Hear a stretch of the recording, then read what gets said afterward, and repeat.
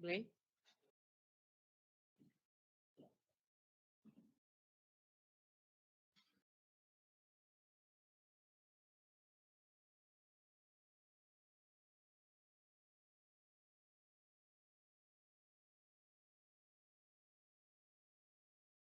Ella ya entendió.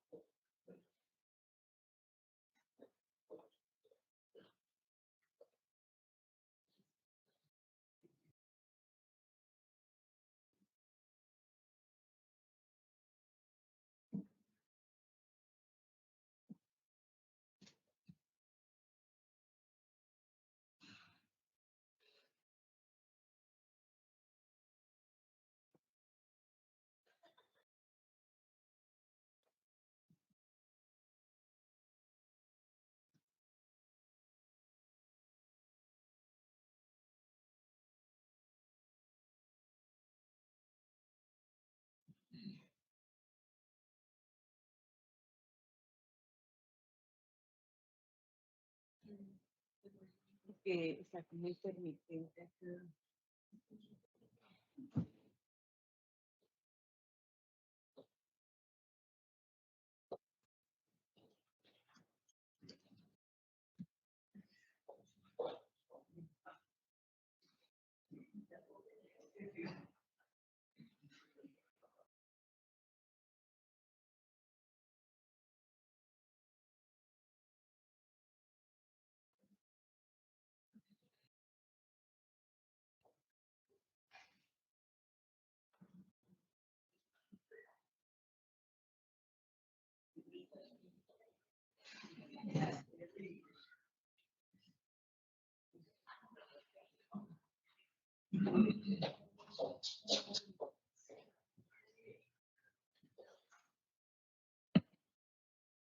Doctor Granados, ¿ya está nuevamente con nosotros?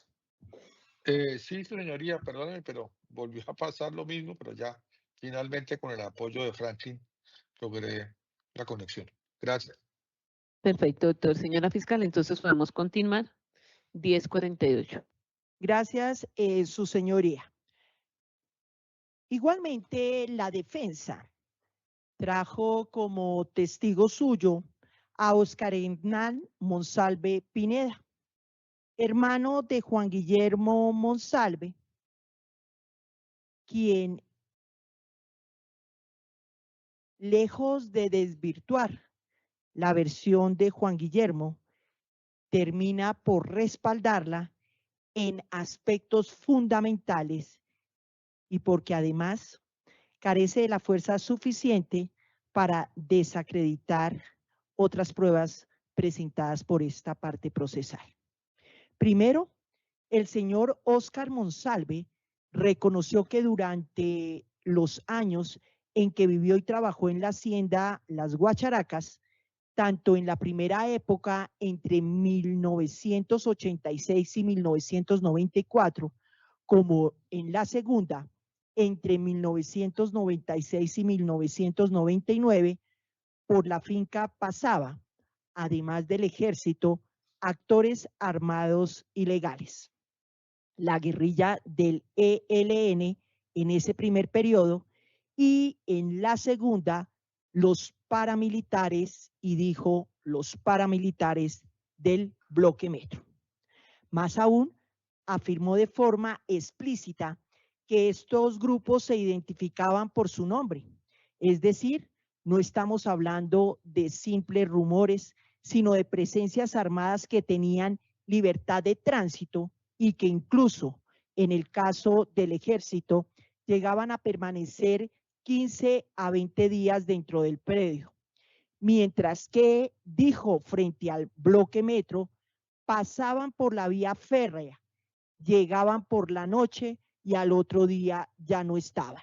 Es decir, el bloque metro pernoctaba en la hacienda.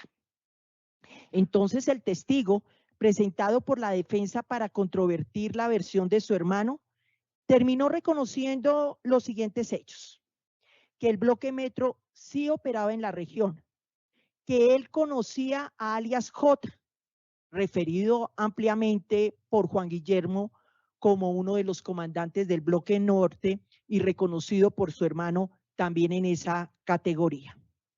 Que el bloque metro por ahí pasaba caminando por la vía férrea. Eso indica que si bien no había un campamento permanente, sí había un uso reiterado del predio para desplazamiento de grupos armados. Que el ejército permanecía, repito, de entre 15 o 20 días y ratifica que el bloque metro llegaba a pernoctar y cuando estaba ya el otro día no se encontraban en el predio. Es decir, además de transitar, sí permanecían en la hacienda Las Guacharacas. Se reconocen interrelaciones entre los armados y los trabajadores de la finca, incluso con identificación abierta de los grupos. Así lo expresó. Cuando llegaba el ejército, el que lo comandaba daba a conocer su nombre y quiénes eran. Lo mismo el ELN y, por supuesto, el bloque metro en la misma tónica. Reconoce la relación con Luis Alberto Villegas Uribe en el segundo periodo que ingresó a dicha finca. Sobre el senador Iván Cepeda, el testigo construye un relato basado en meras suposiciones personales sin ofrecer una sola prueba concreta. Dijo, se imaginaba que los apoyos eran de Iván Cepeda, suponía que eran por ayuda humanitaria y no tenía ninguna prueba concreta de esa relación. En una declaración judicial, señoría, las suposiciones no son prueba, más aún cuando al ser interrogado sobre presuntas amenazas que habría recibido en el año 2023 en la ciudad de Pereira, afirmó que nunca instauró denuncia alguna y que simplemente decidió salir del país, nuevamente sin evidencias, sin testigos y sin ningún soporte. Se trata de un testigo, su señoría, que lejos de desvirtuar la versión del testigo principal, es decir, de su hermano Juan Guillermo Monsalve Pineda, la confirma en aspectos centrales y que además evidencian contradicciones, imprecisiones y una evidente falta de credibilidad en cuanto a las prebendas que dice ofreció Iván Cepeda frente a su familia cuando, reitero, se probó documentalmente de prueba proveniente de la mano de la defensa que los aportes fueron por entidades internacionales para la protección de víctimas al tratarse de una familia en riesgo. Además, su señoría, porque frente a la pertenencia de Juan Guillermo Monsalve Pineda al bloque metro, no se elevó pregunta alguna por la defensa y refuerza el dicho de su hermano en relación con la permanencia de los miembros del bloque metro en el predio, así fuera transitoria, y deja incólume la permanencia y pertenencia de Juan Guillermo Monsalve Pineda a esta organización llamada Bloque Metro. También su señoría se trajo a estrados a Gabriel Muñoz Ramírez, alias Castañeda, ya mencionado en el auto inhibitorio que ingresó como prueba y referencia al inicio de esta declaración del 16 de febrero de 2018. El testimonio rendido por Gabriel Muñoz Ramírez, alias Castañeda, ha dejado en evidencia no solo sus limitaciones como testigo, como lo resaltó la propia Corte Suprema de Justicia, sino también la manifiesta inconsistencia de sus afirmaciones frente a hechos determinantes para el esclarecimiento de la verdad. La Fiscalía solicita que este testimonio sea valorado con cautela y en virtud de los elementos que se expondrán a continuación, sea descartado como medio probatorio válido. 4 argumentos centrales le presento. Primero, refirió que Juan Guillermo Monsalve, de vaquero a integrante del bloque Metro. Gabriel Muñoz, quien reconoce haber sido comandante regional del bloque Metro, intentó desvirtuar la pertenencia de Juan Guillermo Monsalve a dicho grupo armado, afirmando que este era solamente el vaquero del ganado de alias J. Recordemos que J era uno de los comandantes del bloque Metro. Sin embargo, lejos de lograr su cometido, su afirmación corrobora los hechos narrados por el propio Monsalve, que su ingreso a la hacienda Guacharacas junto con su familia se dio en calidad de trabajador y fue en dicho entorno donde conoció a alias J, comandante financiero del bloque Metro. La cercanía funcional con el mando financiero no lo desvincula, sino que lo incrusta en la estructura armada, como ha sido probado reiterativamente. En consecuencia, la declaración de Muñoz, en lugar de desvirtuar la vinculación de Monsalve con el bloque Metro, la refuerza. Juan Guillermo Monsalve mencionó a uno de los comandantes de esta organización con el alias de J.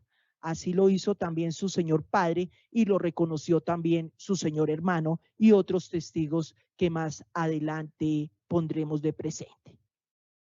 Frente a alias Pipintá, Pablo Hernán Sierra lo ubica en el área de influencia del bloque Metro.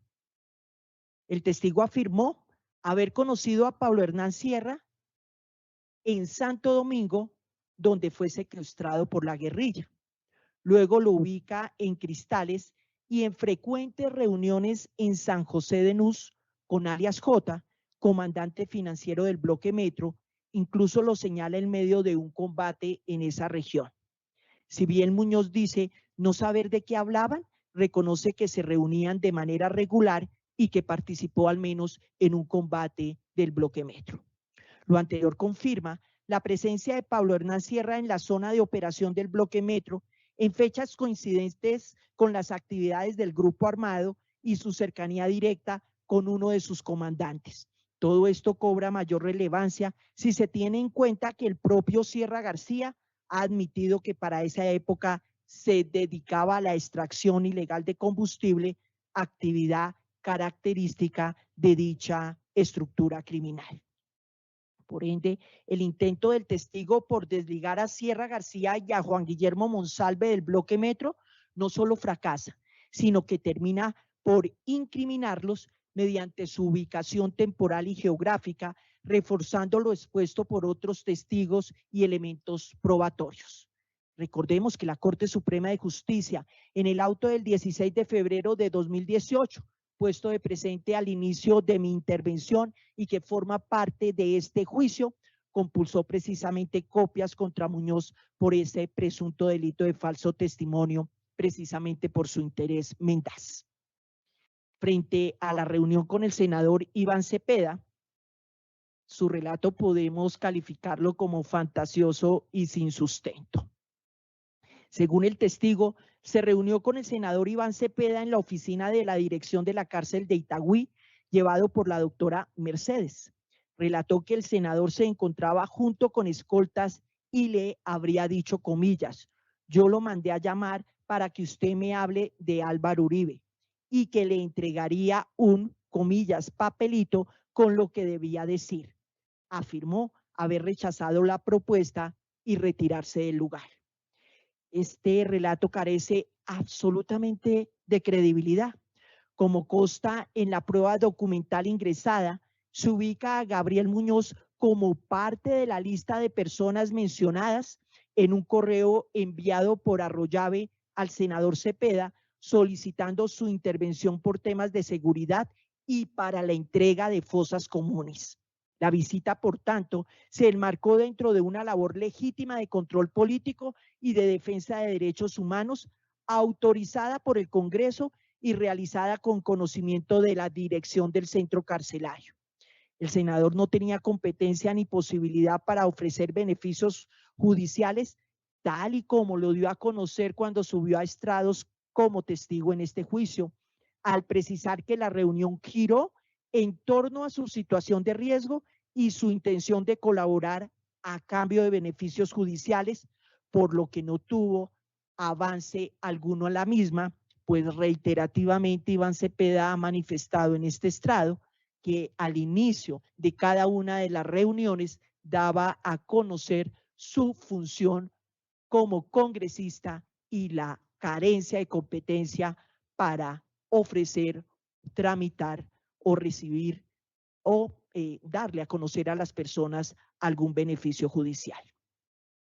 El testigo, su señoría, ni siquiera recordó la fecha de la reunión y pretende vincularla a hechos posteriores, declarando que 2 años después, por intermedio del abogado de Memín, rindió una declaración que fue realizada por el acusado en debate parlamentario, que fue usada por el acusado en debate parlamentario de la época, como lo refirió en esta diligencia y como quedó constatado en el auto inhibitorio a cuyos apartes importantes di lectura. La Corte Suprema también compulsó copias, no solamente contra este testigo, sino también contra el testigo de la defensa Wilser Molina, canal de transmisión de dicho relato por falso testimonio, entre otros delitos. La Fiscalía sostiene que las afirmaciones de Gabriel Muñoz corresponden a versiones inducidas, sin sustento probatorio y claramente orientadas a desacreditar la acusación mediante narrativa sin base fáctica. Su testimonio no fue verificado ni contrastado debidamente y se encuentra plagado de imprecisiones, contradicciones y afirmaciones que antes de desacreditar los hechos los refuerzan. Por tanto, se solicita que este testimonio se descarte como prueba válida, lo tenga por inválido en su función refutadora y lo considere como parte de una estrategia de desprestigio ya advertida por la Corte Suprema de Justicia. Este testimonio no debilita, sino que confirma la veracidad de los hechos de Juan Guillermo en los cuales se sustenta la acusación. También su señoría, con los mismos propósitos, subió a estrados de parte de la defensa John James Granja. La declaración del señor John James Granja, convocada por la defensa, lejos de desvirtuar los hechos centrales del proceso, pone en evidencia las limitaciones, contradicciones y carencia de credibilidad de su testimonio. Se resaltan los siguientes aspectos. El testigo reconoció haber pertenecido a las autodefensas del Casanare y luego al bloque Calima y fue condenado por múltiples delitos, entre ellos homicidios y masacres, acumulando una pena de más de 43 años. También admitió haber trabajado como en sicariato para la oficina del Loco Barrera. Granja indicó haber conocido a Juan Guillermo Monsalve en La Picota en 2014, describiéndolo como arrogante y relatando un incidente trivial por el cual Monsalve supuestamente le impidió el acceso al patio de sol. Es decir, toda su animadversión proviene de una disputa personal carente de relevancia jurídica. Este alegato personal se transforma luego sorpresivamente en la base para enviar una carta al acusado Uribe Vélez denunciando supuestas irregularidades. La carta, según el testigo, fue escrita por un compañero interno apodado Pecueca, sin pasar por los canales oficiales del centro penitenciario. No se sabe con certeza a dónde fue enviada, cómo fue entregada, ni quién verificó su contenido.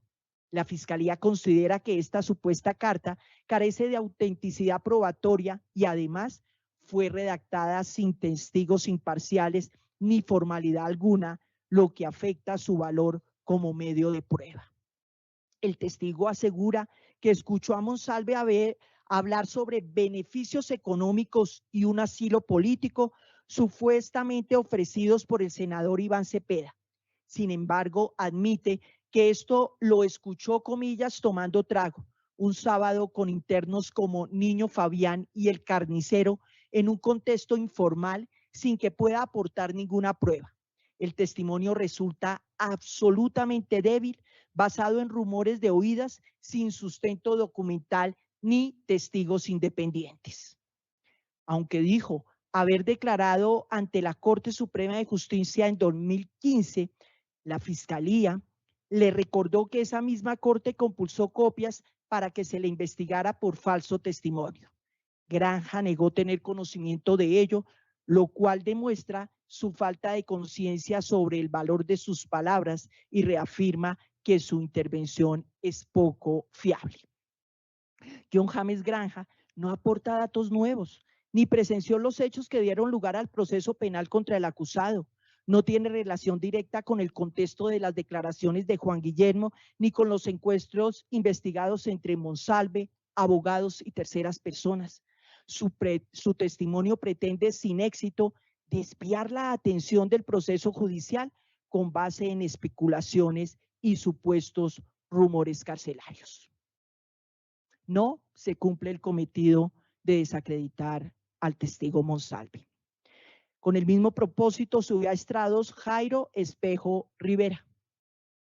El testigo manifestó haber sido reclutado por las autodefensas campesinas del Casanare en enero de 1996, donde permaneció hasta su captura en abril de 2004.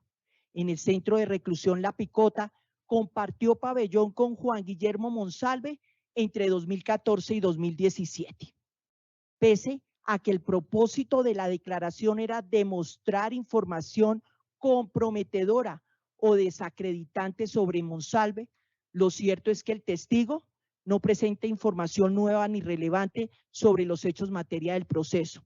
Reconoce que nunca tuvo conflictos ni enfrentamientos con Monsalve.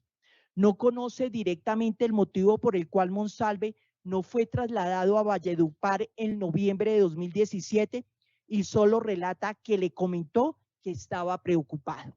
No puede afirmar si hubo trato privilegiado hacia Monsalve. Relató un episodio de una supuesta agresión contra Héctor Zambrano, pero admite no saber si hubo consecuencias disciplinarias o penales ni tener conocimiento de los detalles del hecho. Reconoce haber dado una entrevista en el año 2020 a un investigador de la defensa, pero no recordó su contenido ni lo dicho en ella. Su señoría, este testigo no tiene ningún conocimiento sobre las declaraciones de fondo de Monsalve en este proceso. No sabe si declaró, no conoce los motivos, no participó en reuniones, no tiene conocimiento de presiones, ni de visitas, ni de supuestos beneficios, ni de relaciones con terceros. Todo lo que dice sobre Monsalve son comentarios de pasillo, como que estaba preocupado por un traslado o que no le gustaba la comida del IMPEC, sin que eso tenga valor probatorio en este juicio. Por tanto, esta fiscalía solicita que sea valorado este testimonio en su justa medida como irrelevante para el objeto del proceso y sin aptitud para desvirtuar la prueba de cargo. Igualmente vino a este juicio José del Carmen Gelbes Albarracín. Compareció con el fin de desvirtuar el testimonio rendido por Juan Guillermo Monsalve. No obstante, su declaración, lejos de lograr ese propósito, deja al descubierto serias inconsistencias, carencias probatorias, especulaciones personales y un claro ánimo de desprestigiar sin respaldo fáctico ni documental. El testigo se autodefine como excomandante político del bloque norte de las AUC, vinculado a procesos de justicia y paz en un largo historial de reclusión en múltiples establecimientos penitenciarios. A lo largo de su declaración insiste en que conoció a Juan Guillermo Monsalve por haber coincidido en patios de alta seguridad como Paz B y la UME de La Picota, donde supuestamente observó conductas que le permitieron concluir que Monsalve no era paramilitar y que mentía respecto a su pertenencia al bloque Metro. Pero su señoría, esta afirmación carece por completo de sustento objetivo Helves no presenta documento, prueba directa ni ningún elemento de juicio distinto a su percepción subjetiva, a conversaciones de pasillo y a lo que él, comillas, escuchaba decir dentro del penal. Su conocimiento de los hechos se limita a referencias de terceros, especialmente de otro interno llamado José Germán Sena Pico, a quien atribuye haber dicho que Monsalve no era reconocido por algunos desmovilizados. Es decir, el testigo incurre reiteradamente en prueba de referencia sin valor probatorio pleno. La declaración está marcada por contradicciones e inconsistencias. En un momento afirma que Monsalve manifestó su intención de decir la verdad y retractarse presionado por el interno Móvil 5. Luego cambia su versión, dice que no fue presionado, solo increpado y que nunca se logró esa retractación. Afirma también que Monsalve era mentiroso, que no había pertenecido al bloque Metro, pero admite nunca haber estado en ese bloque ni en su zona de influencia. ¿Cómo podría entonces Helves hablar con autoridad sobre quién fue o no un miembro del bloque Metro si no perteneció al mismo y su fuente es solamente un rumor carcelario y una presión o una presión indebida contra Juan Guillermo Monsalve para que declarara? La Fiscalía resalta que el testigo dedica buena parte de su intervención a emitir opiniones, suposiciones y a relatar hechos sin relevancia directa con el objeto del proceso. Narra con detalles fiestas, cocinas ilegales, traslados carcelarios, operativos internos y extorsiones dentro de la cárcel. No obstante, ninguno de esos hechos guarda una relación de causalidad directa con las afirmaciones de Juan Guillermo Monsalve sobre el acusado Uribe Vélez. El testigo incluso reconoce que nunca presenció una conversación entre Monsalve e Iván Cepeda, que no tenía conocimiento de que haya sido efectivamente beneficiado por este y que su información se basa en lo que decían otros internos. La defensa pretende con este testimonio crear la idea de un interno manipulador que se inventó una versión para obtener beneficios judiciales, pero la Fiscalía señala que es el propio testigo Helves quien admite que él y otros internos buscaban beneficios, que todos procuraban no ser trasladados y que las dinámicas internas en la cárcel implican alianzas, comités y presiones de distinto tipo.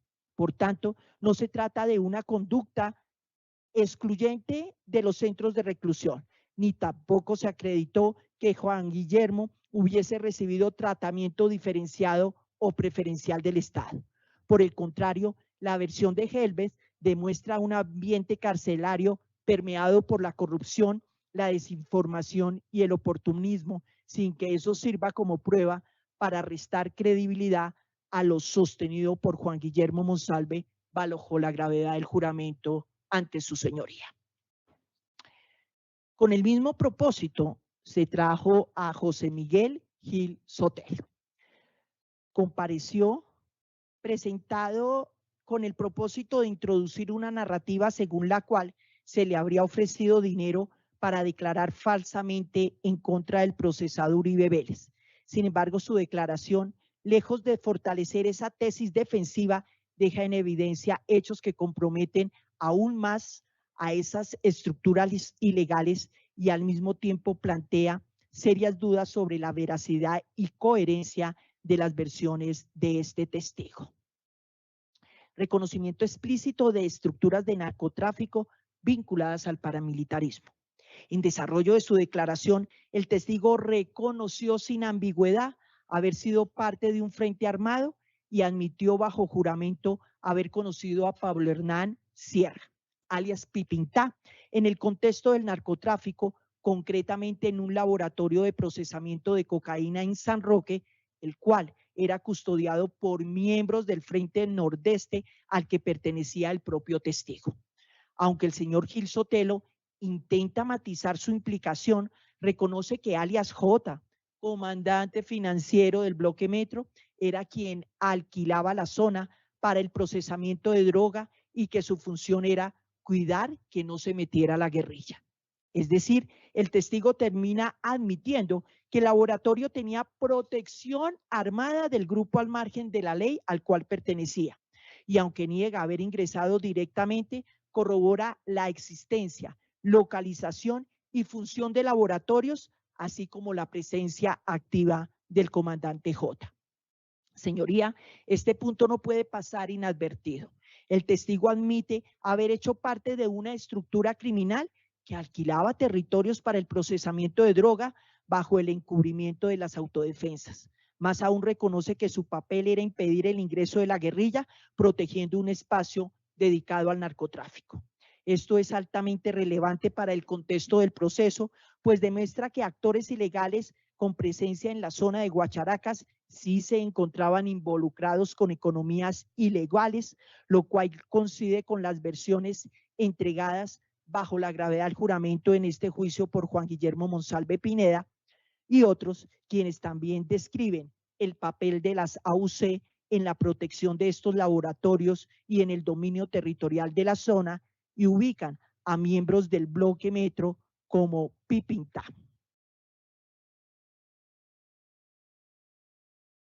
Inconsistencias e inverosimilitud de la supuesta reunión en la cárcel de Itagüí. Su señoría, frente a este tema, en la historia que el testigo intenta construir sobre la reunión que dijo se llevó a cabo en Itagüí en 2012, la Fiscalía solicita que se valore esta parte de su testimonio con un grado alto de escepticismo. Primero, el testigo niega inicialmente haber sido presionado o contactado por Pablo Hernán Sierra.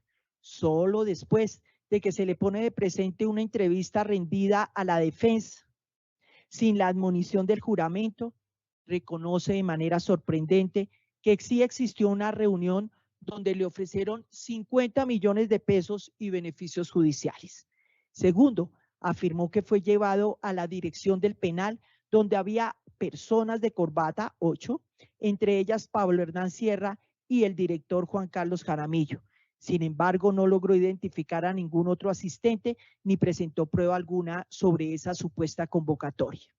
Tercero, indica que le dijeron que el senador Iván Cepeda estaba detrás de esos ofrecimientos, pero admite que no lo vio, ni habló con él, ni tuvo forma de confirmar que estuviera allí. Cuarto, cuando se le pregunta por quién lo entrevistó en 2019, entrevista en la que relató por primera vez estos hechos, no recuerda la identidad del entrevistador, ni cómo fue citado, ni si fue en un contexto judicial. Solo acepta su firma tras verla. Y por último, hay un dato revelador. El testigo dice que tras la reunión pidió que lo sacaran del lugar y no volvió a hablar del tema. Pero extrañamente relata después que en 2018 Pablo Hernán Sierra volvió a insistirle con la misma propuesta en la cárcel de Cómbita, es decir, se contradice incluso en su supuesto rechazo firme y temprano. Por tanto, su señoría, esta fiscalía solicita que el testimonio de José Miguel Gil Sotelo sea valorado con cautela a la luz de sus propias contradicciones, de los intereses que lo rodean y del hecho contundente de que, lejos de desvirtuar la teoría del caso de la fiscalía, termina reforzando su estructura fáctica al reconocer la presencia de laboratorios de narcotráfico en la región de Guacharacas cuando operaba el grupo Metro o el bloque Metro, tal y como bajo la gravedad del juramento lo aseguró Juan Guillermo Monsalve ante usted. Con igual propósito subió a estrados Raúl Agudelo Medina. Concurrió con el propósito de desacreditar la legitimidad de las declaraciones e investigaciones que comprometen al acusado Uribe Vélez.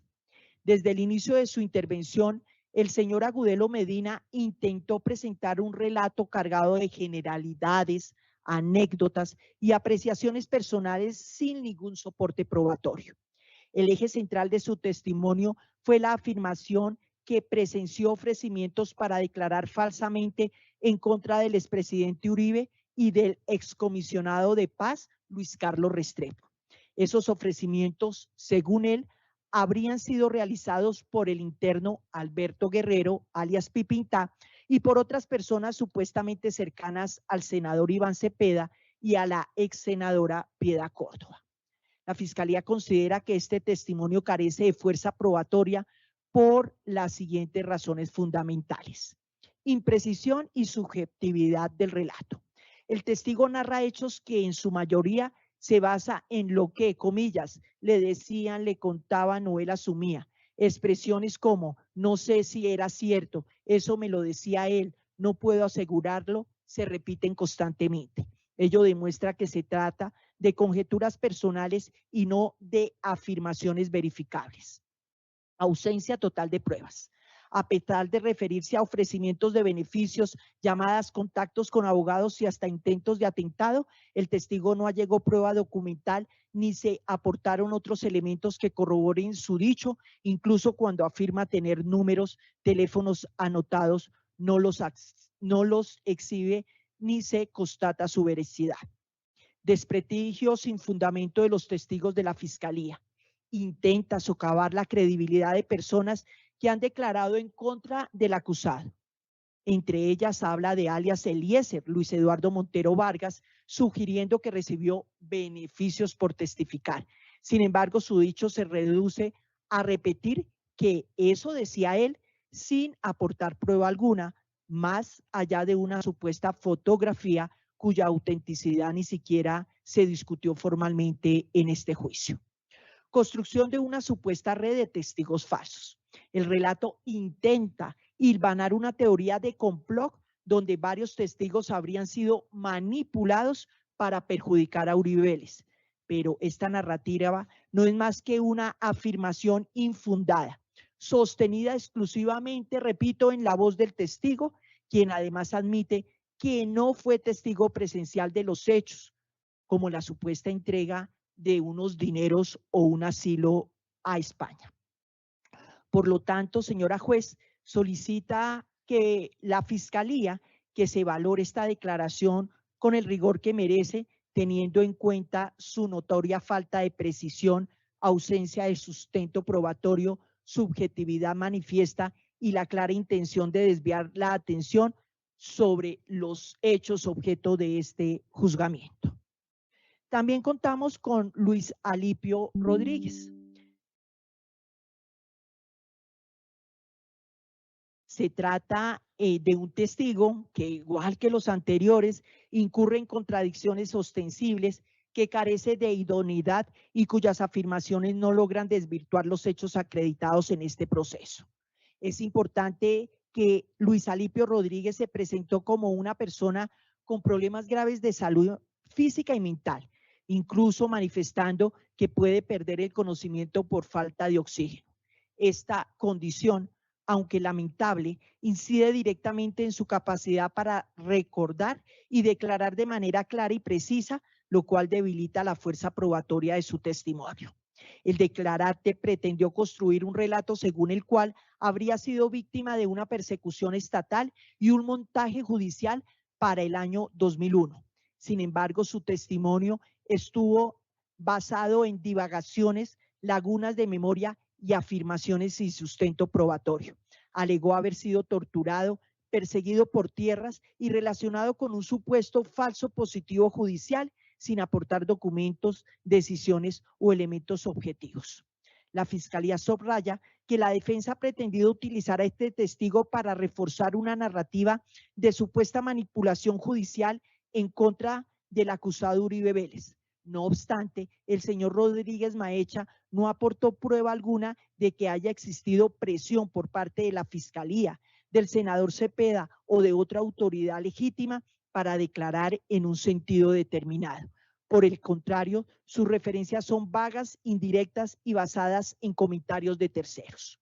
El testigo hizo afirmaciones graves como haber recibido insinuaciones de rendir falso testimonio a cambio de beneficios, pero las ubicó en contextos inverificables, señalando nombres como el del senador Cepeda, la doctora Piedad Córdoba o el abogado Toro.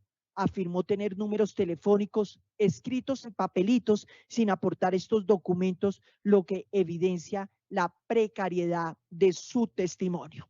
Por lo tanto, se solicita respetuosamente a usted, señora juez, que esta declaración no sea valorada como prueba de descargo confiable. Su testimonio no solo es inconsistente y contradictorio, sino que fue emitido por un declarante cuyo compromiso con la verdad fue seriamente puesto en duda. La Fiscalía reitera que los hechos que sustentan la acusación se mantienen firmes y no han sido desvirtuados por este testimonio, pues no tiene conocimiento ni siquiera de referencia de los mismos. Luego desfiló en estrados Nicolás Jurado Monsalve. El testimonio se trata de un testimonio que no tiene solidez, pertinencia ni capacidad probatoria para desvirtuar los hechos que obran en el proceso. Lejos de aportar claridad, este testigo incurre en imprecisiones, contradicciones y relatos sin respaldo verificable. El testigo afirma haber conocido a Juan Guillermo Monsalve durante su reclusión en el patio Paz B de la cárcel La Picota entre los años 2011 y 2015. Señala que Monsalve le manifestó su deseo de retractarse de las declaraciones en contra de Uribe Vélez y que le pidió ayuda para contactar a un abogado de su defensa. Sin embargo, este supuesto ofrecimiento no fue documentado, no fue presenciado por terceros y carece de cualquier evidencia material. El propio testigo admite que nunca logró contactar a dichos abogados ni transmitir mensaje alguno.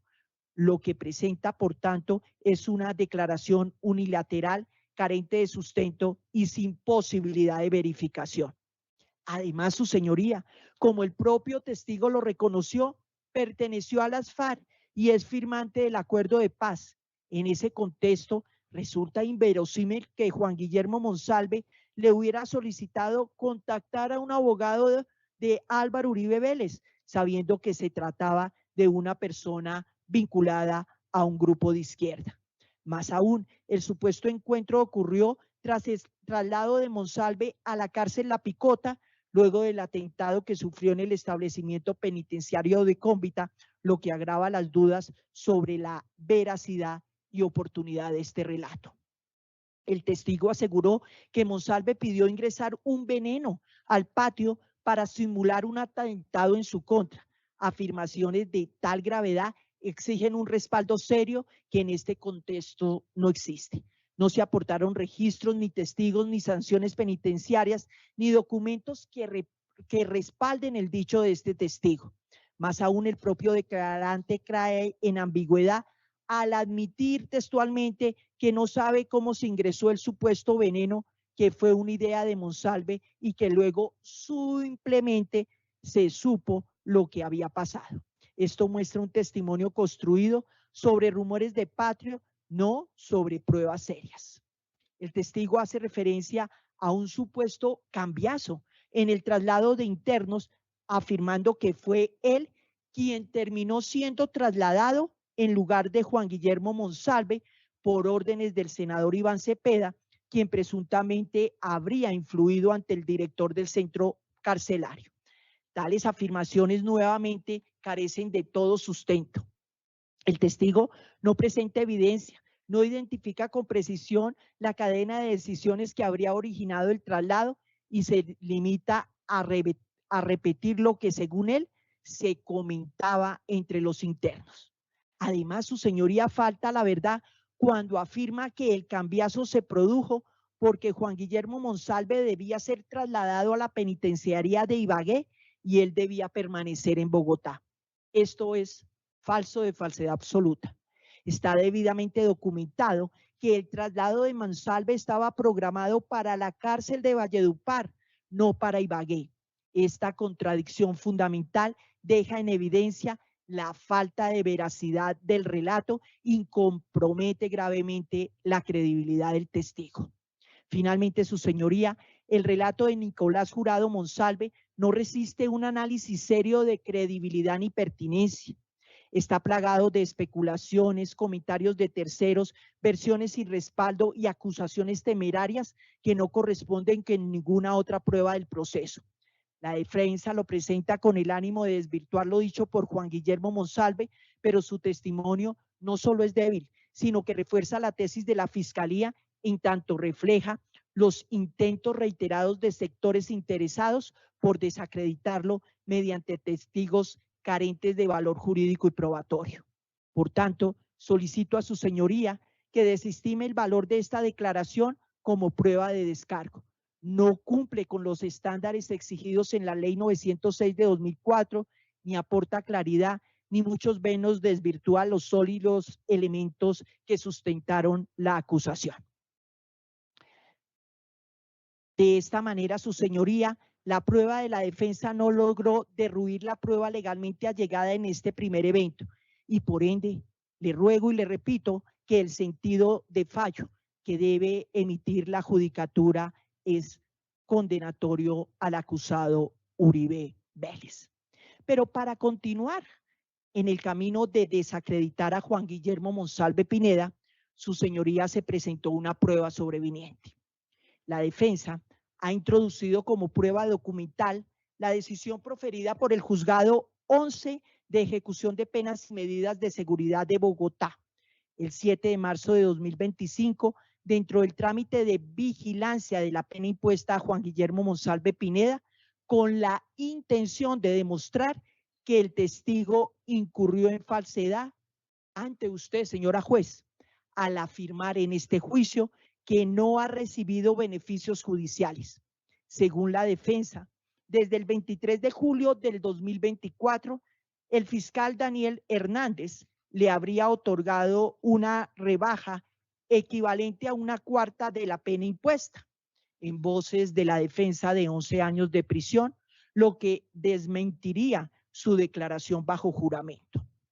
Sin embargo, su señoría, esta prueba, lejos de favorecer a la defensa, reafirma con contundencia la teoría del caso de quien le habla, pues acredita que Juan Guillermo Monsalve jamás le mintió a esta judicatura, sino que mantuvo un relato coherente, persistente y veraz, conforme a la verdad y respaldado en múltiples elementos de prueba. Su señoría, de la lectura de la decisión proferida por el Juzgado de Ejecución de Penas, se destacan los siguientes hechos. Que Juan Guillermo Monsalve y su abogado presentaron solicitud de beneficio por colaboración con la justicia el 16 de agosto de 2024, que previamente el 23 de julio del 2024, el fiscal Daniel Hernández Martínez había solicitado al juez ejecutor que se reconociera una rebaja de una cuarta parte de la pena en virtud de la colaboración.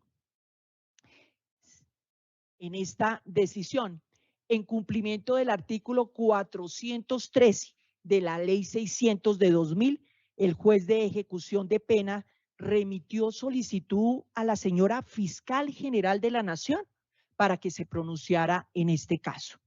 Y es así como el 6 de marzo del 2025, la Fiscal General concluyó que Monsalve era cabecilla de una organización delictiva y por ende no podía ser beneficiado de rebaja alguna. Además, comenzó señalando que el oficio suscrito por el doctor Daniel Ricardo Hernández Martínez no se ajusta al trámite de los beneficios por colaboración, máxime si se tiene en cuenta que este fiscal no tiene competencia para conceder este tipo de beneficios, dado que esa facultad recae exclusivamente en la Fiscal General de la Nación o quien ella delegue, sumado a que esta figura no es aplicable en el sistema bajo el cual fue condenado Juan Guillermo Monsalve. Efectivamente, el Juzgado 11 resolvió negar el reconocimiento de beneficios por colaboración con la justicia de que trata ese artículo 413 de la Ley 600 de 2000 a Juan Guillermo Monsalve Pineda, de acuerdo con las razones que allí plasmó, y dispuso, obviamente, remitir copia a la dirección del Grupo de Mecanismos de Terminación Anticipada. Es decir, su señoría, Nunca se perfeccionó el reconocimiento del beneficio por parte de la judicatura competente. Del contexto de esa decisión,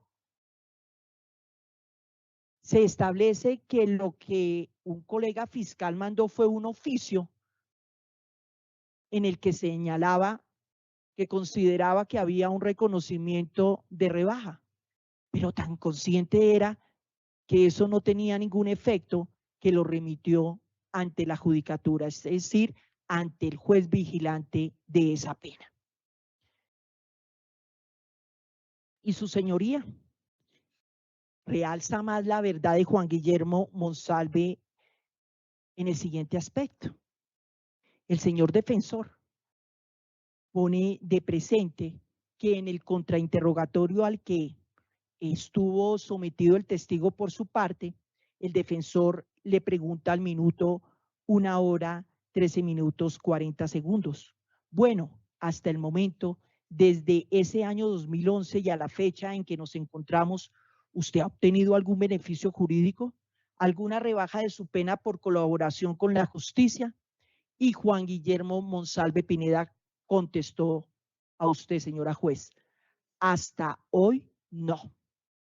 Dicha afirmación es veraz y jurídicamente precisa porque el oficio emitido por el fiscal Hernández no constituye en sí mismo un beneficio, pues carecía de competencia para concederlo y para suscribir ese oficio. ¿Cómo sería de incompetente que mandó el oficio al juez ejecutor de penas? Su señoría, y de total importancia, Monsalve y su abogado solicitaron expresamente que se decidiera conforme a derecho, elevando su petición al juez competente. Se corrobora con lo señalado en las páginas 2 y 3 de la decisión judicial allegada. La competencia para conceder o no el beneficio recae y recayó, como en todos los casos, en un juez de ejecución de penas, no en un fiscal que no tenía sino el conocimiento de un caso, pero no la competencia para ello. Por lo tanto, al momento de su declaración, no existía decisión judicial en firme que le otorgara algún beneficio a Juan Guillermo Monsalve Pineda. Incluso, si el testigo hubiese sido beneficiado formalmente, ello de por sí no desvirtúa su credibilidad per se. Su señoría reiteradamente ha sostenido la Corte Suprema de Justicia para beneficios similares como el de colaboración, comillas, que el allanamiento a cargos, el preacuerdo con la Fiscalía o aún el principio de oportunidad como instrumentos legales de política criminal, no menguan el valor probatorio del testigo ni quien se acoge a ellos, ni constituye por sí mismos causa de sospecha o duda sobre su veracidad. Entre otras, Corte Suprema de Justicia, Sala de Casación Penal, radicado 55.605, 15 de junio del 2022. Además, su señoría, el artículo 404 del Código de Procedimiento Penal exige que la valoración del testimonio de estas personas se realice atendiendo a criterios técnicos científicos sobre percepción, memoria y las circunstancias de tiempo, modo y lugar. La jurisprudencia también ha explicado que la valoración del testimonio frente a las reglas de la experiencia debe distinguir entre su coherencia y uniformidad intrínsecas y su coherencia extrínseca, es decir, su concordancia con otros elementos de prueba. Auto del 9 de octubre del 2013, radicado 41.026 de la Corte Suprema de Justicia. En este caso, la Fiscalía sostiene que la declaración de Monsalve Pineda, rendida ante usted con la inmediación correspondiente y bajo la gravedad del juramento, es coherente tanto interna como externamente. Ha sido consistente desde el año 2011, a pesar de haber sido víctima de múltiples agresiones, amenazas y presiones. Ha sido corroborada por pruebas técnicas y testimoniales independientes, como ya hemos hecho el análisis. No ha variado ni siquiera frente a la posibilidad de obtener beneficios personales. Señora juez, Juan Guillermo Monsalve no mintió. Su respuesta hasta hoy no fue jurídicamente correcta y está avalada por los hechos probados. No ha recibido ningún beneficio judicial. La prueba sobreviniente introducida por la defensa no desvirtúa la credibilidad del testigo, sino que ratifica, por el contrario, su compromiso con la verdad. Y en este proceso, su señoría, la verdad ha sido constante. Desde 2011, este testigo ha mantenido su versión sin retractaciones, con firmeza, pese al riesgo y sin obtener ventajas indebidas, y por ende se le debe otorgar el valor pleno a su testimonio. Su señoría, la defensa también introdujo en este evento prueba técnica ingresada con el perito Daniel Ríos Sarmiento. Con ocasión del análisis del dictamen pericial rendido por el señor Daniel Ríos Sarmiento en los informes identificados con las referencias internas 106A PC y 106B PC, junto con la declaración vertida ante su señoría, esta parte considera necesario formular las siguientes observaciones en relación con su aptitud técnica y profesional para efectuar este tipo de análisis forense y por ende la nula credibilidad de su pericia. El doctor Daniel Ríos Sarmiento compareció a juicio en calidad de perito en informática forense presentado por la defensa. A pesar de exhibir formación académica en Derecho y estudios de posgrado en nuevas tecnologías, su intervención en estrados reveló una serie de inconsistencias técnicas, conceptuales y metodológicas que obligan a esta fiscalía a cuestionar su idoneidad. Formación no especializada como forense digital certificado.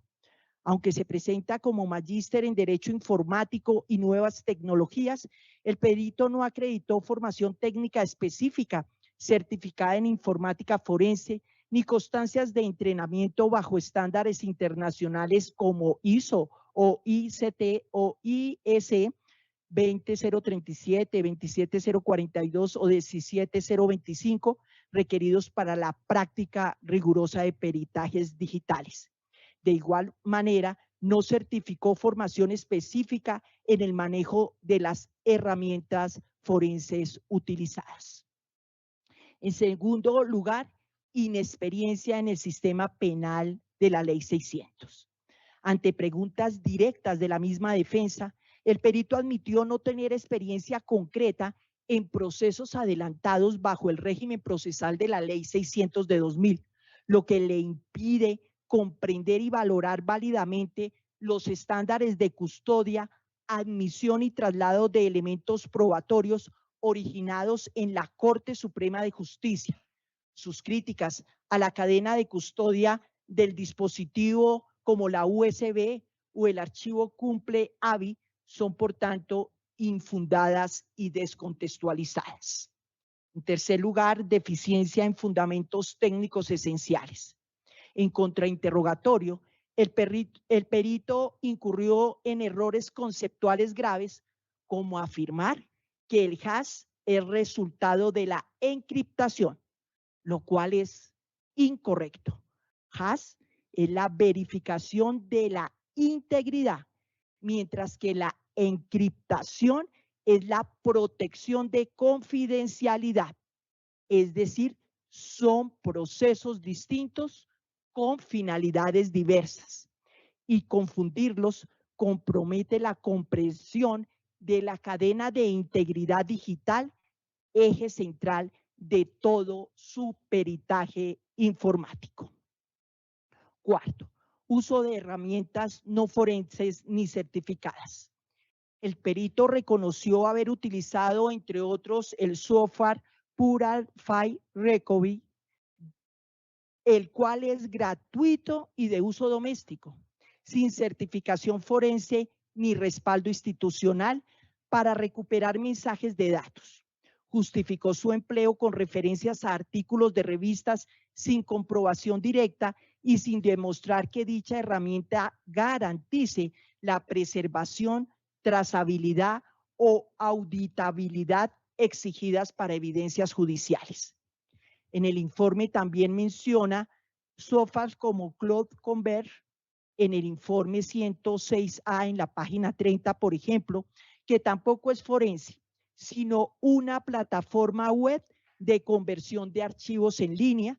Esto comprometería la integridad de los datos, ya que para realizar alguna conversión se debería subir el archivo a la red para que esta herramienta pueda trabajar sobre ellos. Contradicciones metodológicas. Ríos Sarmiento también presentó como métodos de extracción el software Mobility, confundiendo la herramienta con protocolos forenses.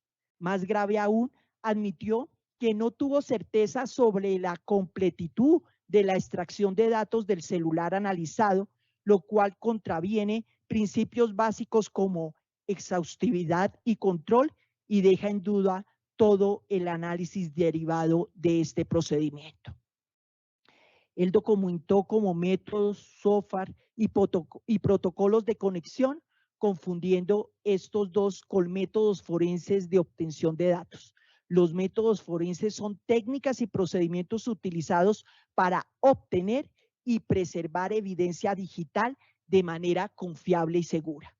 Además, su señoría, sin documentar un control de calidad, doble validación o análisis manual experto, y ni siquiera se supo que haya participado con un equipo multidisciplinario.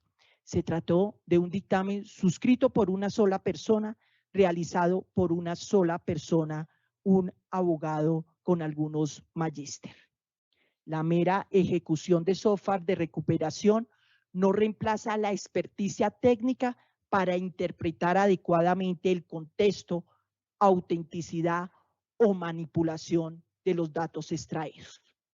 Falta de rigor en el análisis de evidencia crítica.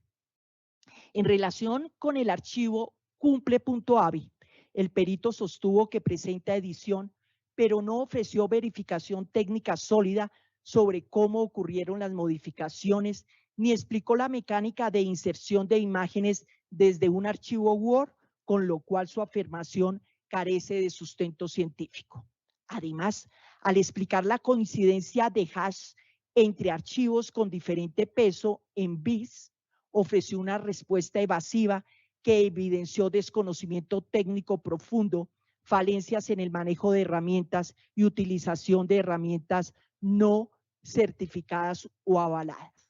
Su señoría, si dos archivos tienen tamaños distintos, resulta matemáticamente imposible que conserven exactamente el mismo hash, salvo que se haya incurrido en error metodológico, uso indebido de herramientas o manipulación indebida. El testigo en contrainterrogatorio que le hiciera la fiscalía reconoció que los archivos presentaban diferencias en su peso, pero aún así insistió en que el hash era idéntico, lo cual desacreditaba la fiabilidad del proceso de adquisición, preservación, análisis de datos o su pericia. Esta contradicción no puede pasar inadvertida.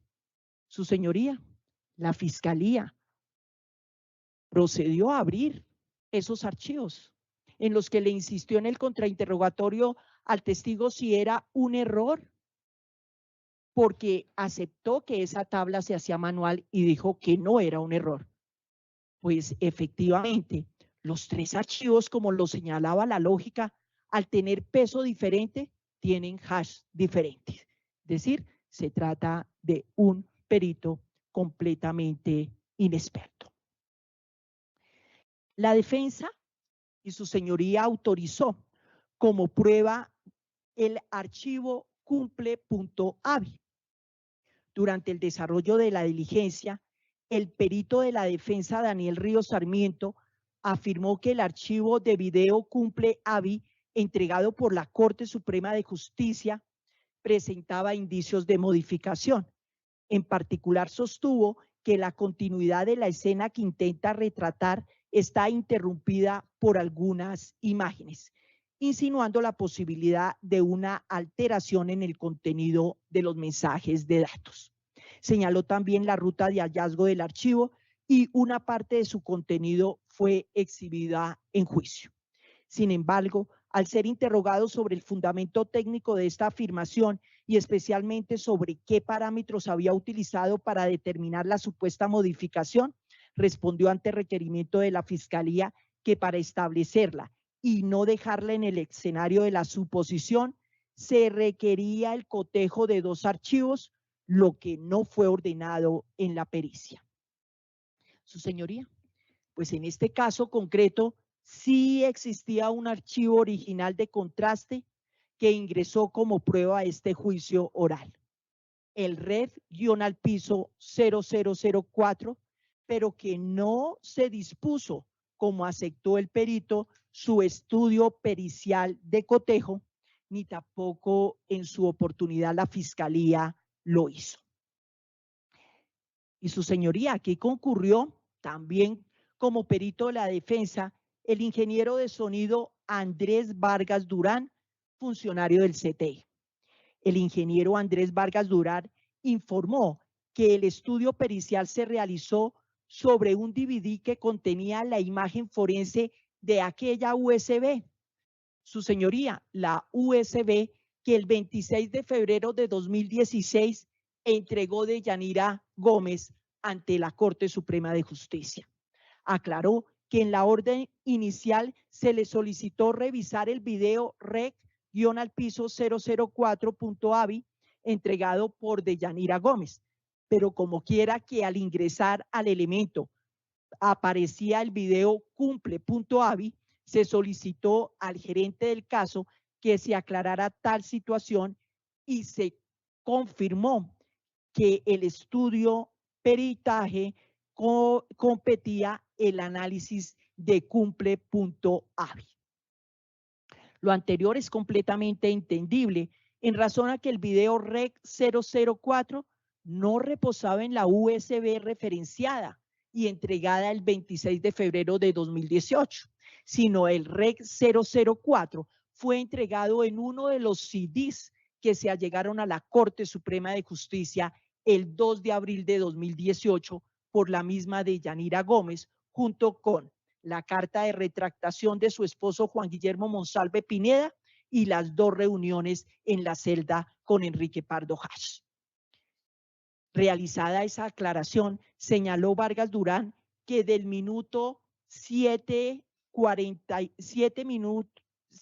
horas 45 minutos 740 milisegundos al 7 minutos 46 segundos 76 milisegundos se produjo una ruptura con probabilidad de falsificación del 65.03%, que explicó corresponde al límite entre el grado de certeza baja y la certeza alta. Y explicó que efectivamente esa ruptura se produjo por 1 segundo y 0.27 milisegundos. Su señoría. La Fiscalía solicita a usted que se valore adecuadamente la actuación procesal de la ciudadana Gómez Sarmiento Deyanira en relación con la entrega de información clave a la Corte Suprema de Justicia en ese año 2018, derivada de las grabaciones realizadas por su entonces compañero Juan Guillermo Monsalve Pineda al interior de la cárcel La Picota. Y es que para esto su señoría ingresó por una parte el archivo cumple-avi por parte de la defensa con aquella ruptura que señaló claramente y con la técnica debida el perito Andrés Vargas Durán. Y también ingresó el rec-al-piso 0004, que se puso de presente de la audiencia, que lo escuchamos y en el cual no existe esa ruptura. ¿Qué dijo Deyanira Gómez Sarmiento frente a los relojes, del estado de los relojes y su imposibilidad forense? De manera concluyente, volviendo al perito Daniel Ríos, informó que los dos relojes analizados se encontraban físicamente destruidos sin contener información alguna y por tanto no fue posible calcular hash, adquirir imagen forense ni vincularlos con archivo alguno, incluyendo el identificado como cumple.avi. Reconoció expresamente que no fue posible preservar los dispositivos ni someterlos a análisis técnico alguno. A pesar de esa imposibilidad material que refiere el perito, debe recordarse que los relojes fueron el instrumento con el que se realizaron las grabaciones. Por ello, ninguna censura procesal ni objeción en términos de valoración probatoria puede hacerse frente a la forma en que se extrajo y entregó la información contenida en ellos, especialmente considerando que dicha entrega fue voluntaria, espontánea y con finalidad colaborativa ante la Corte Suprema de Justicia en dos momentos claramente definidos. El 26 de febrero de 2018, cuando hace entrega de la USB, que posteriormente fue analizada por el perito Daniel Ríos Sarmiento, quien identificó el archivo denominado cumple-avi. Y el 2 de abril de 2018, cuando hace entrega de los dos CDs, los cuales contenían, según la cadena de custodia, entre otros el REC 0004 y REC 003, cuya existencia también fue confirmada. Deyanira Gómez, frente a la extracción y entrega de la información a la Corte Suprema de Justicia en el año 2018, expresó a su señoría bajo la gravedad del juramento el procedimiento que claramente hizo para extraer la información contenida en dichos relojes espía y su entrega a la Corte. Frente a la extracción del primer reloj, dijo lo siguiente: me dirigí hacia mi lugar de habitación y allí conecté el reloj con el cable que lo carga al computador. Abrí o revisé si existía información, existía un video. Yo lo miré y le dije a Juan cuando me llamó si existe un video. Posteriormente realizo la grabación de ese video en una USB, se despliega en mi computador personal. Yo abro ese video, se puede ver y hago un copiado. Abro una carpeta en mi computador y copio ese video, y ese video es el que posteriormente yo copio a la USB que entrego a la Corte Suprema de Justicia. Frente a la omisión de indicar que se trataba de un reloj espía, la testigo fue enfática en señalar que jamás en la Corte me dijeron sobre qué los grabó o qué elemento utilizó para grabarlos, ni me lo pidieron, cómo hice la grabación. Nunca, a pesar de que se les informó, la Corte Suprema de Justicia no me pidió responder, aclarar o agregar o esclarecer como ya había hecho o como Juan había hecho esas grabaciones. Es decir, su señoría, ella hizo y entregó ese video en la USB inicialmente el 26 de febrero. Extracción del segundo reloj. Dijo lo siguiente: igualmente me dirijo nuevamente a mi casa y hago el mismo procedimiento. Tomo el reloj, tiene un puerto para conectarlo al computador portátil, copio esa información y la guardo en la misma carpeta que guardé la primera información. Después entrego esa información en CD a la Corte Suprema de Justicia al día siguiente y reiteró con humildad su desconocimiento técnico. Yo no soy una persona muy hábil, lo manifiesto en la parte de sistemas. Yo simplemente guardé la información en la misma carpeta y sobre esa misma carpeta copié a la Corte Suprema el segundo CD. No sé si tenía más videos o era solamente ese video. Este testimonio, su señoría, evidencia que la testigo repitió con coherencia y transparencia el procedimiento técnico en ambos casos: conexión del dispositivo al computador, visualización y verificación del archivo, copia a una carpeta y posterior grabación a soporte digital. Señora juez, repito, lo hizo una médica sin conocimiento en informática y de forma rudimentaria, como creo los inexpertos lo haríamos. La imposibilidad técnica de peritar los relojes no desvirtúa el contenido entregado ni su origen, que ha sido plenamente explicado en juicio bajo la gravedad del juramento y en detalle por Deyanira Gómez. Frente a la conservación de los relojes, la testigo Deyanira Gómez explicó con claridad, coherencia y detalle ante este estrado el destino y la forma en que conservó los dos relojes espía utilizados como instrumentos de grabación de los encuentros sostenidos por su entonces compañero Juan Guillermo Monsalve en la penitenciaría La Picota.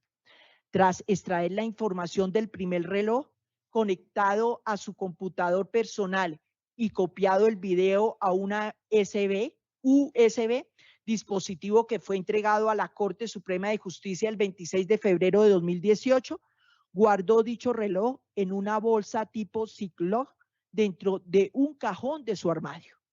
Posteriormente, al recibir el segundo reloj, repitió exactamente el mismo procedimiento técnico.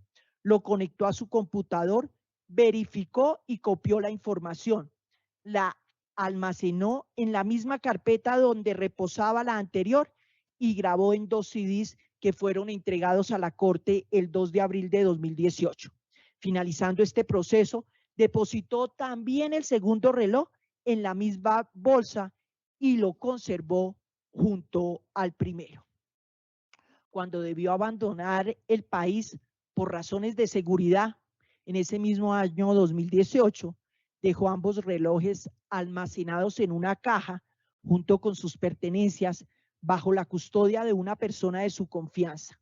Años después, ya iniciado el proceso penal, contactó a esa persona para que los localizara y entregara directamente a su abogado Miguel Ángel del Río en el 2024, quien hizo efectiva su entrega a las autoridades competentes, iniciándose desde ese momento hasta hoy en forma continua la cadena de custodia debidamente y que se le exige con rigurosidad a la Fiscalía General de la Nación, como lo ha hecho. Resulta entonces desproporcionado reprocharle a Deyanira Gómez la falta de un protocolo técnico de conservación cuando no era funcionaria pública, no era perita, era una médica a quien su esposo le entrega una información para que formara parte de un proceso penal con la petición de que entregara las grabaciones correspondientes. Y así lo hizo, pues repito, los relojes eran el medio de grabación, no donde se hizo la grabación. Y sin embargo, cumplió con diligencia y buena fe la entrega de los archivos originales que contenían grabaciones de altísima relevancia probatoria registradas al interior de un establecimiento penitenciario, incluyendo los encuentros de Diego Cadena, Héctor Romero, Pardo Hash y otros en la celda del interno. Su señoría, esta conducta no solo demuestra una voluntad clara de colaboración con la justicia, sino que desvirtúa cualquier cuestionamiento sobre la autenticidad o legalidad del procedimiento seguido para la recolección y entrega de la información. Sobre la modificación del archivo cumple.avi y la declaración de Deyanira Gómez. Ha quedado corroborado por el ingeniero de sonido Andrés Vargas Durán que cumple.avi fue modificado como ya lo señalamos y lo explicó él claramente en su experticia en este juicio. A pesar de ello, no puede excluirse ni desvirtuarse el valor probatorio de la grabación, que sin alteración se entregó por Deyanira Gómez el 2 de abril bajo el nombre Red-al-piso 0004 por las siguientes razones jurídicas y fácticas. Origen legítimo y transparencia del archivo. La ciudadana Deyanira Gómez declaró ante este estrado, bajo juramento y sin contradicciones, que el video fue obtenido directamente desde un reloj expía utilizado por Juan Guillermo Monsalve en la penitenciaría La Picota. Relató de forma clara el procedimiento que realizó en su casa. Este procedimiento fue realizado sin conocimientos técnicos, de manera rudimentaria y repetitiva en 2 oportunidades, lo que prueba la ausencia total de intención de alterar, editar o manipular su contenido. La modificación técnica no implica falsedad ni dolo. Incluso aceptando que cumple punto AVI presenta alguna modificación, debe resaltarse que no toda modificación técnica implica falsedad del contenido, ni mucho menos una conducta dolosa. Se limitó a copiar el archivo desde el reloj al computador y de ahí al soporte digital. Dijo, y repito, no soy una persona muy hábil, simplemente guardé la información en la misma carpeta y sobre esa misma copié a la Corte Suprema de Justicia. Lo que el perito identificó como modificación podría ser el resultado natural de la transferencia de archivos entre dispositivos distintos sin intervención maliciosa, al punto de que en la segunda entrega, REC 004, como fue expuesto en este juicio, no presenta alteración alguna. Ese CD entregado el 2 de abril aparece efectivamente el video sin alteración. El video en cuestión se encuentra bajo ese número, bajo ese nombre, Red-004. Es decir, el archivo cumple AVI, fue un renombramiento posterior, como lo dijo el perito de la defensa. El archivo REC 004, presentado en el CD físico bajo custodia oficial, tiene la misma secuencia de video y sonido sin modificación alguna. Esta circunstancia desvirtúa el argumento de adulteración y confirma que el contenido original fue entregado por la testigo intacto en un medio verificable y custodiado por la autoridad bajo los ritos de la Ley 600 de 2000. El ingreso de esta prueba la realizó la Fiscalía con el testigo Juan Guillermo Monsalve Pineda. Su sonido era el original de la grabación y se dispuso, recuerde usted, señora juez, la logística necesaria para que todas las partes y especialmente su señoría lo escuchara, el cual no presenta modificación o ruptura del minuto 7, 45 segundos y 740 milisegundos a 7 minutos 46 segundos 747 milisegundos.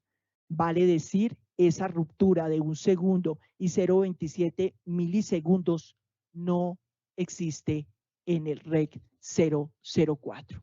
Es decir, su señoría, que la defensa sí contaba con el audio original que echó de menos el perito de la defensa para realizar la comparación, cuando fue sometido al contrainterrogatorio y se le dijo que cómo llegaba a la conclusión de la modificación si para ello necesitaba otro archivo original, y contestó que efectivamente esa era la forma de verificar y que no se le puso de presente. Pues su señoría, no hubo interés de que efectivamente se hiciera esa comparación y por ello el REC 004, tal y como lo escuchamos todos los presentes, no presenta esa alteración y es original en las circunstancias explicadas por la testigo Deyanira Sarmienta. La buena fe del testigo y su actitud colaborativa. Deyanira Gómez, médica de profesión, no tenía conocimientos en informática ni obligaciones legales de conservación técnica de evidencia digital. Aún así, actuó con la mayor diligencia posible dentro de sus capacidades, conservando los relojes en una bolsa cerrada, almacenados en un lugar seguro y posteriormente facilitada su entrega a través de su abogado. Esta conducta revela una intención inequívoca de colaborar con la justicia, incluso en condiciones de riesgo, como sucedió cuando los elementos fueron recibidos finalmente por el ente fiscal. Señoría, esto demuestra la buena fe de Deyanira Gómez Sarmiento, quien, bajo esos criterios de médica, cuando tuvo que salir del país por las amenazas, pues dejó entre sus pertenencias esta bolsa y en las condiciones que las dejó, las entregó y así aparecieron. No pudimos hacerle exigencia diversa, sino una actuación de buena fe y de completa colaboración con la justicia, pues cuando fuera requerida ante la petición de la defensa en desarrollo de la audiencia de formulación de acusación, se hizo la entrega correspondiente en las circunstancias por todos conocidos. Finalmente, su señoría, el valor de la evidencia digital debe centrarse en su contenido sustancial, el cual ha sido verificado y contrastado con otros elementos probatorios dentro del proceso. Los testimonios, la cronología de los hechos, la participación de terceros y la lógica narrativa de este caso. Por ello, su señoría, la Fiscalía concluye que el archivo entregado por Deyanira Gómez corresponde a un contenido legítimo. No existe evidencia de manipulación dolosa. El archivo original subsiste íntegro en el CD físico como REC 004, que forma parte como prueba de quien le habla. El testimonio de la testigo ha sido honesto, coherente y corroborado. Por tanto, no hay razón para excluir o debilitar esta prueba, que ha sido aportada con transparencia y cuya autenticidad material se mantiene intacta. Por ello, su señoría, la prueba presentada en este evento por la defensa no ataca centralmente la teoría de la Fiscalía, sino por el contrario, tal y como lo he referido, analizado una a una las pruebas, queda evidentemente corroborada la comisión de delitos, pretendiendo que Juan Guillermo Monsalve Pineda se retractara de una versión que mantiene desde el 2011, a pesar de las presiones, amenazas y aún el atentado a su vida que sufrió en la cárcel o penitenciaría de Cómbita. Esta es la exposición frente a este primer evento.